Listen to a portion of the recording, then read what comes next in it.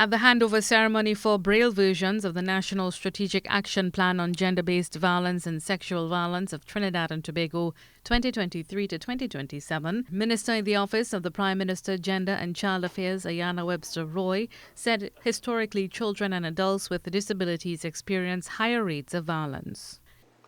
Today represents a major milestone in implementing the NSAP. As you know, protecting our citizens is not just about having mechanisms in place.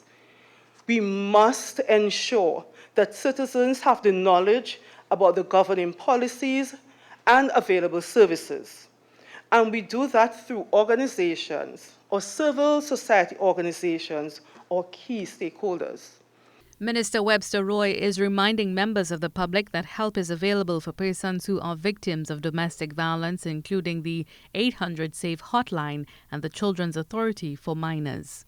The first step is reaching out to the relevant authority. And if you go to one authority and you don't get the right response, reach out to another.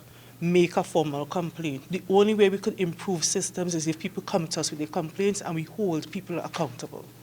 Executive Officer at the Blind Welfare Association, Kenneth Surratt, had this advice for those with visual impairment challenges and require assistance.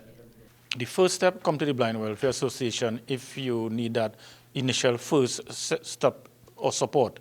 We could take it from there now and direct it to the relevant authority and also give you that assistance. First Vice President of the Persons Associated with Visual Impairment, Bhavani Prasad, said the provision of a Braille version of the NSAP on gender-based violence and sexual violence demonstrates progress.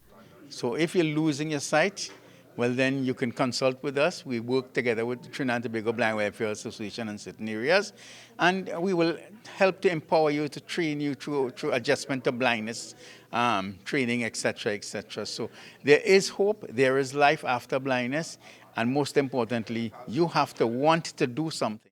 With the introduction of the Braille versions of the NSAP, persons who are visually impaired can now take the time to read, understand, and appreciate what they need to do if they end up in an abusive or violent situation.